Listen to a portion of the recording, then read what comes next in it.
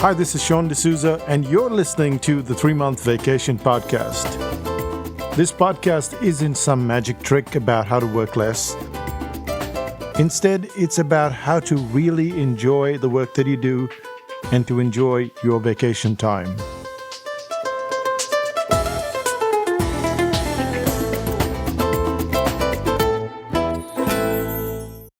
Hi, it's Sean D'Souza, and you're listening to the 3-Month Vacation.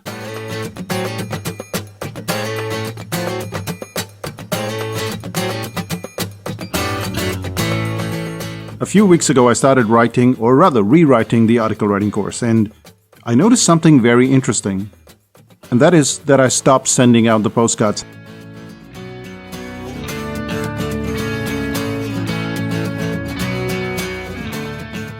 Now, a postcard takes me just a few minutes in a day to send out, and then, of course, as I go on the walk, I will ship the postcard to whoever I'm shipping it to.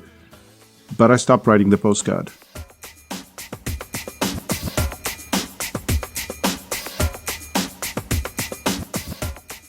And one day slipped into 2, and 2 days slipped into 4, and then before I knew it, 2 weeks were done. Finished. Never to be seen again. So what happened there? It's not like the postcards are not on the table. It's not like I can't write the postcard, but every time I see the postcard, I can't seem to get myself to write one. Why is that?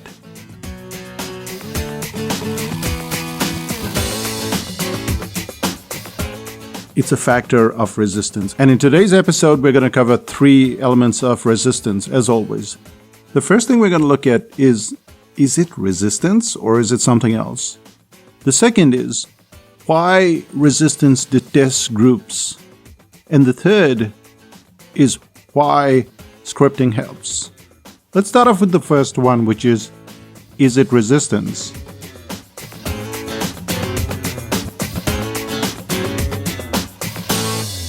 When we struggle to get something done, we think that we're dealing with resistance, and we're not.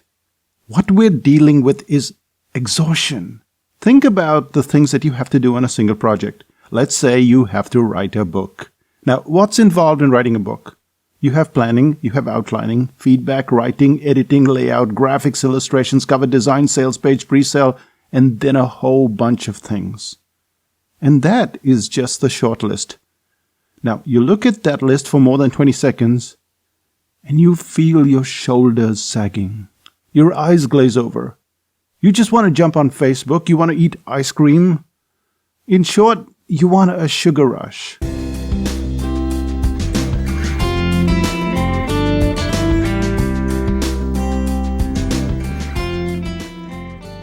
And Facebook will provide that sugar rush. Ice cream will do the same. But once that sugar rush is done, it's done. And then your fear magnifies tenfold. And this fear is often called resistance.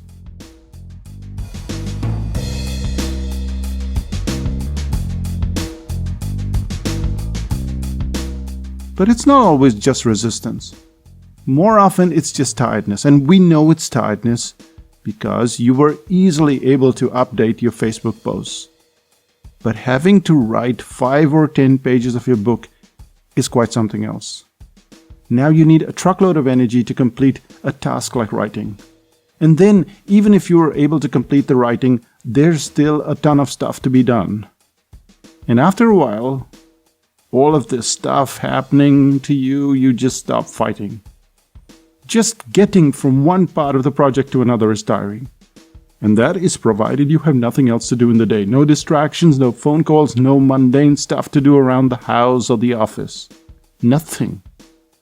If you were Queen Sheba with 20,000 attendants fawning over you, and you wanted to write a book, it would still be exhausting.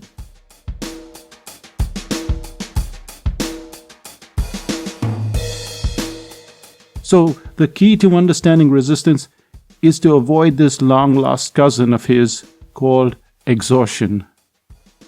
And we know that it plays a bigger role because we don't start out being resistant. We start out wanting to conquer the world, and then something happens along the way. Well, not along the way, but shortly after. Exhaustion sets in, and as you'd expect, resistance moves in. like an 800-pound gorilla, by which time you give up.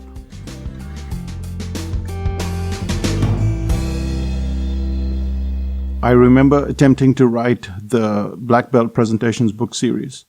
As the title suggests, it was a series on presentations and how you do those presentations.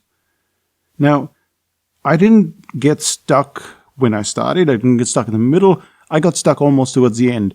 I finished almost 2.5 books, which is about 85,000 words. And yeah, it shouldn't have been a problem for me because I'm used to writing books. But then I got tired, and then I got distracted, and then I shelved the entire project for weeks. And weeks turned into months and almost a year. But how do we know that exhaustion was the culprit? It's because I put the book away and I went on vacation. And when I came back from that break, in less than 2 weeks, I was able to complete the books, do the audiobook version, and do another 40 to 50 additional cartoons. Now, even that is a lot of stuff. But what I'm saying is that even when you have the capacity to do something and do it at high speed, suddenly you get this problem, and that is resistance, or what we call resistance, but is really exhaustion. We may be dealing with resistance if the task is very small, like, say, backing up your files or tidying your desk. That's resistance, all right. But when it comes to more complex tasks, it's a lack of competence to some level, and then that exhaustion that shows up, it chews up every single joule of energy.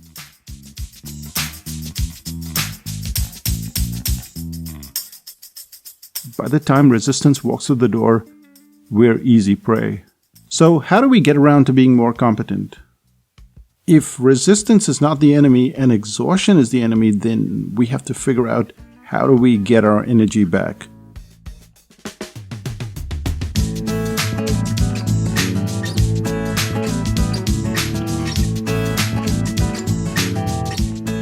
And it's very easy for us to buy into a lot of stuff that's being said online and offline.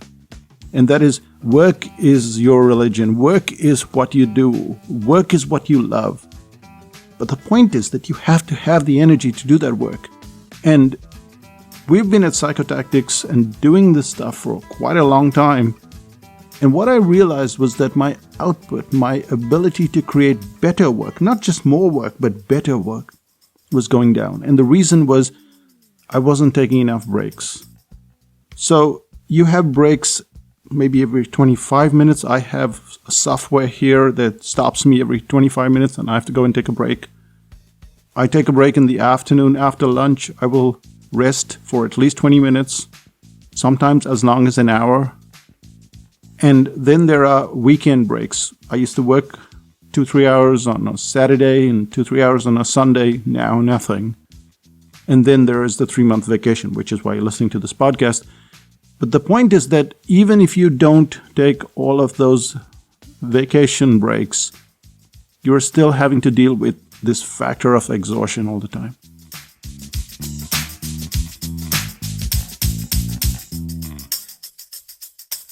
And if you don't take the breaks, say every 25 or 30 minutes, or you don't take a little nap in the afternoon, maybe just 20 minutes, what you will find is that your productivity is going down, but resistance now is coming back to you and hitting you in the face big time.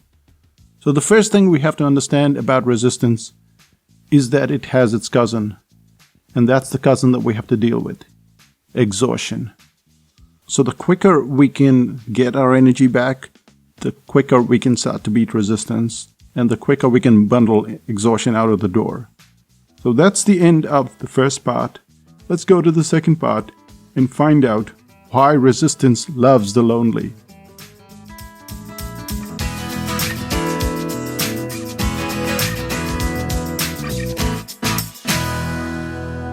Resistance loves a loner because loners have limited energy. They start out on a project all excited with what's about to unfold, and then for some reason or the other, they lose their way. And that's when resistance gangs up on the loner big time. It's not much of a fight. The loner is already exhausted. One tiny tap on the head from resistance and the loner falls into a heap on the floor. But this miserably one-sided bout could be avoided with the understanding of group work. In Africa, there is a saying, if you want to go quickly, go alone. If you want to go far, go with a group. And resistance detests groups. And there are several reasons why a group helps you get a project done with far more efficiency and a lower failure rate. So, how do groups help?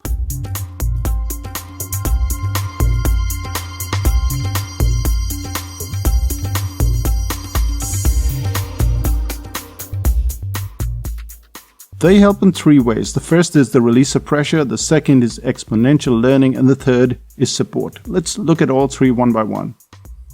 So the first, which is release of pressure. So what's release of pressure? The toughest part of a project is dealing with the pressure. And a release of that pressure is needed to give you a breather. When you get upset and you're sitting by yourself, you just rant and you rave and you do it alone, and it's very depressing. But when you're suffering alone, you think that it's something to do with you, with your talent, with your genes, and that you're useless. And having someone to just listen to your rant is amazing therapy.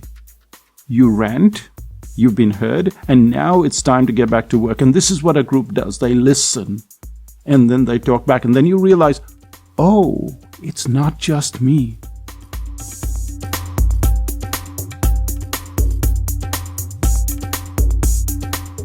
So the group helps, and then resistance goes down because now you've had your say and the group has cheered you on and you're back to work. So that's the first thing. The second thing that a group does really well is exponential learning. Mistake making is frowned in our society. We love to get things right the first time. And yet all of us know that's completely impossible. It's impossible to learn without making a ton of mistakes on any project. And this is no matter how familiar we are with the project. The problem is that mistake making, instructive as it is also terribly depressing. It's frustrating. So when you're going around in concentric circles, your exhaustion is starting to build up rapidly. However, when you're in a group, you learn from someone else's mistakes. When a group shares its learning and mistakes, everyone learns. And everyone gets a little samba in their steps. Because you're not just learning, you're learning exponentially. You're learning from 4 or 5 mistakes that the group is making every day. And guess what? Most of those mistakes aren't yours.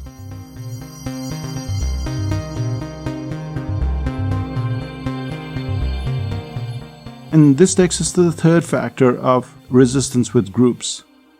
And that is just of support. So this whole thing has been about support, the group. But resistance can take on a loner. It's just very hard for resistance to take on a group. If someone fails, there's usually someone else to pick you up. If someone is struggling, there's someone else to help. If someone has questions, there are answers to help you move along. Working by yourself, you not only miss the ongoing support, but the struggle wears you down. And inevitably, you're going to give up. Now, this kind of group support doesn't necessarily work for all kinds of projects. Sometimes a project is just to clean your desk. You could do with all the ranting and raving and the group support, but it's an overkill. Besides, it probably takes under an hour to get even the messiest desk tidy.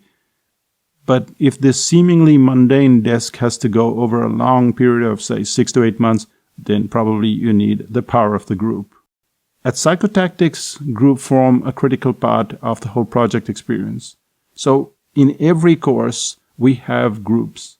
If we just take the article writing course, for instance, there's 3 months of learning, there's implementation, and it's physically exhausting. If you were to try and replicate that same pace by yourself, it's probably easier to give up in a few weeks.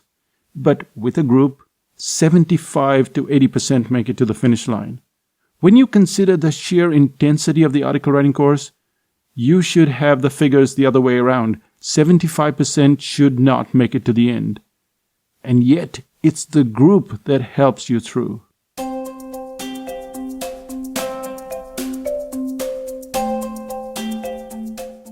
But how do you work with projects where the group doesn't have a common goal?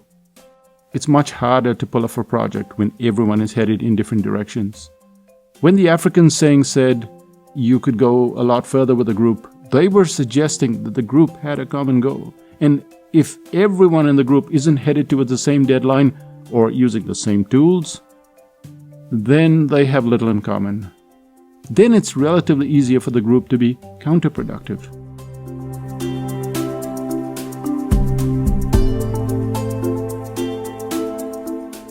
As no one is learning from the group mistakes and everyone has their own agenda, it's important for the group to set out on a common goal and at least have some common guidelines so that even if you have 10 different writers writing 10 different types of books, they should meet online every day. They should post their learning for the day. They should write about 800 words. If they're a group that's working on a gardening project, then there needs to be the shared learning, the shared support moments, the shared implementation.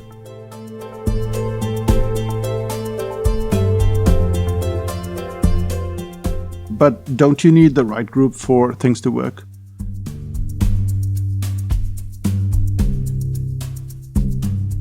Yes, having the right group is important, but how do you choose that right group? Groups need to be chosen primarily on the basis of attitude, which is why, for instance, at Psychotactics, we call our courses the world's toughest courses. Now, what happens is this attitude weeds out the excuse makers. It ensures that you get the cream of the crop. You get people who are interested in succeeding. So it's less about where they're going and more about how their attitude towards a project is. Because just as you get a great group, you can also get a lousy group. And then whining and whinging and depression will be constant, and progress becomes impossible. So just having a group isn't enough. You need to put in some filters to ensure that at least 75% of your group is going to make it to the finish line. The one filter that you can have is attitude. When people enter with attitude, when they enter with goals, when they enter with tools, when they enter with not just enthusiasm, but specifics, then you know you've got people with the right attitude.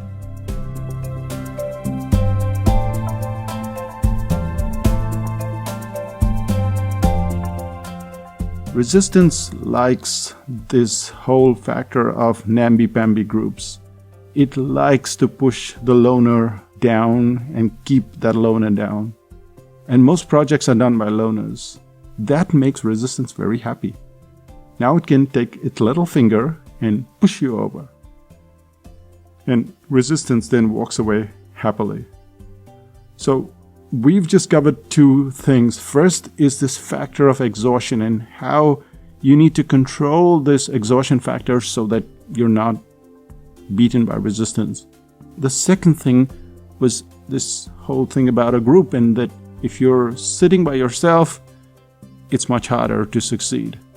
The third thing is a factor of scripting, and we'll look at why scripting helps.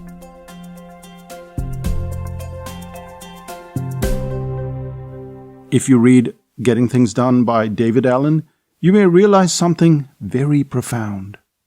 He talks about how most people have to-do lists, but their to-do lists have no steps. They have no action, no script in place. A to-do list is like a bird's eye view of a topic, and even if you have just one item on your to-do list, you'll find that there is still a ton of detail that needs to be mapped out.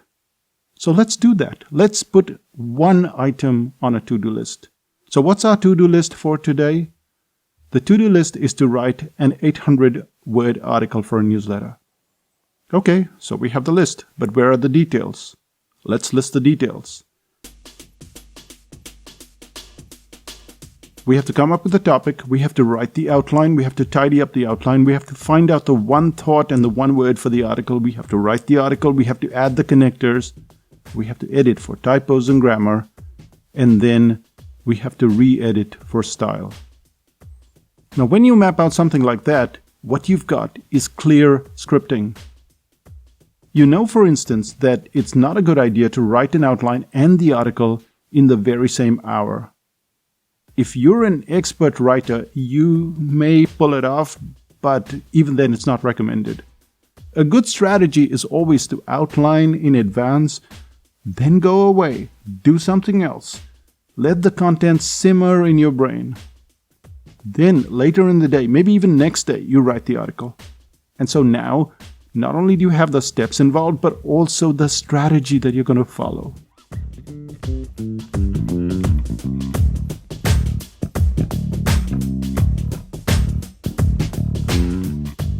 Most projects don't have intricate steps. Most projects run into trouble because there is no detailed planning. For detailed planning, you have to put everything down on paper. For example, if I'm writing a book, I have to list everything that's involved. So it's not just write a book, but you have to write down the detailed plans of everything that goes into a book, every step of the way. When I'm designing a course, again, extreme detail is involved. And most people never follow those intricate steps. And that's when they run into chaos. And all hell breaks loose. Suddenly all bets are off as things start to go haywire. Exhaustion soon follows, resistance pretty much shows up, and that's it. Now you don't have a plan in place. So how do you plan for chaos? That's the whole point of chaos, isn't it? It's unforeseen, but it's always consistent. It always shows up no matter how big or small the project. And incredible as it may sound, we never plan for it.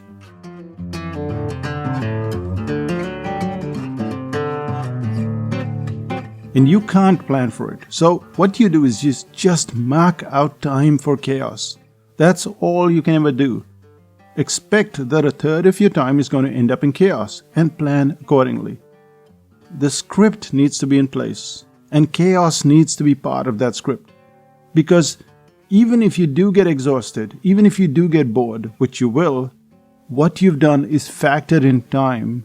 You factored in resources to deal with that chaos. And more importantly, instead of just a to-do list, you've got all of this detail under every project. Chaos is going to show up every single day.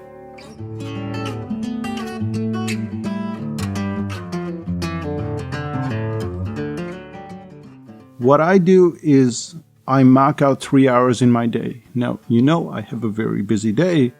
You know I do a lot of projects, podcasts, courses, workshops, all that stuff. Still, I'll keep 3 hours in the middle of the day completely free of everything. Nothing. And then I work everything around those 3 hours. So my to-do list is exclusive of those 3 hours. And you say, well, I don't have 3 hours. Well, no one has 3 hours in a day to just mark out just like that. And yet you have to mark out a few hours in the day and then put all the stuff that you have to do around those 3 hours. And that's how you get some time, some downtime, because resistance is going to show up anyway. And that brings us to the end of this episode. We'll cover resistance in another episode next time as well. So what did we cover in this episode? We covered 3 things. The first is, what is it? Is it really resistance or is it something else? And we found that it was exhaustion. First exhaustion. Exhaustion sets in. Tiredness, then exhaustion, and then resistance just comes over and we're easy peasy to just knock over. So if you don't have breaks every 25 minutes, if you don't have somewhat of a nap, 20 minutes even in the afternoon, if you don't have the weekend, if you don't have vacations, well, you're going to face resistance big time. That's going to happen whether you like it or not. So don't buy into this whole concept of, oh, we have to work all the time. No, it's work and vacation. Both of them are important.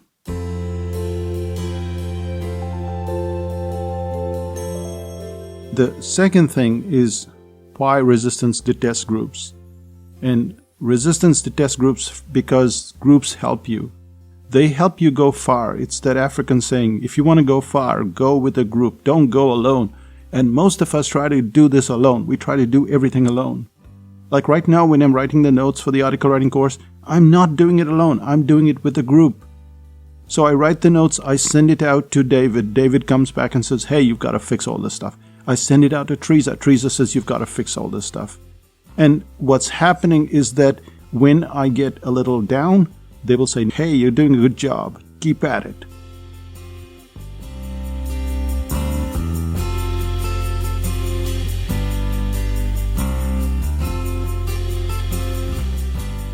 I have a deadline. I have this deadline that I have to deliver next month. But even so, the group really helps me. And so don't work alone, work with a group. And finally, the third thing is chaos. And every single day is going to have chaos. Like this morning, I woke up, I was going to speak to someone, and he's a guy I wanted to speak to for a long time. Well, he didn't respond until this morning, and now I've got to speak to him. That's 1.5 hours of my time. Where am I going to get 1.5 hours from? Well, I already have 3 hours that I've allocated in every day. And so 1.5 hours of that 3 hours is going to go to speak to that person who I've wanted to speak to for a very long time. And that's how you work out and how you beat resistance. Well, you can never beat resistance, but you can make a worthy opponent.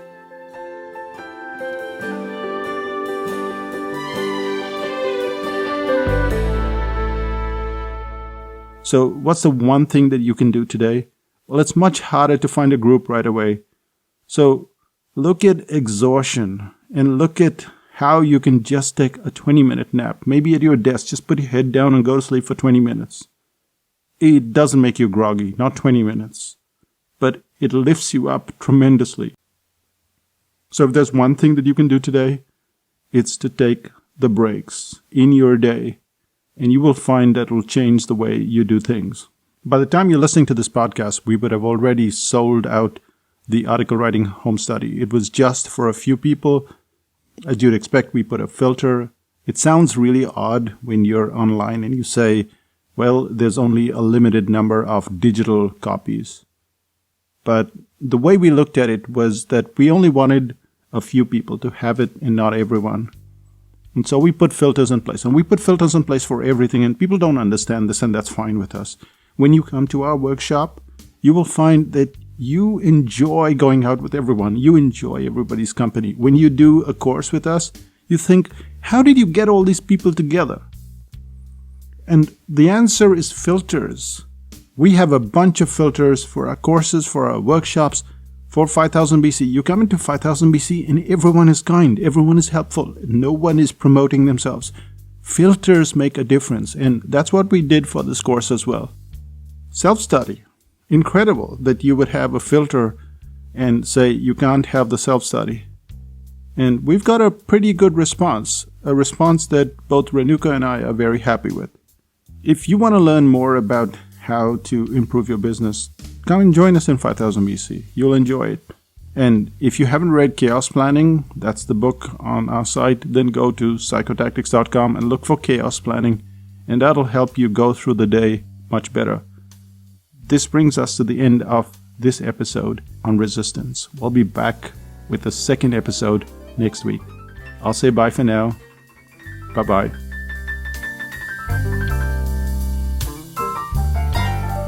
Oh, I forgot. You can always find me on Twitter at Sean D'Souza or Facebook at Sean D'Souza. And about those postcards, I'm going to start writing those postcards today. Yes, I've got a list, I've got the pen, I've got the postcards. They're going out today. I promise. Bye-bye.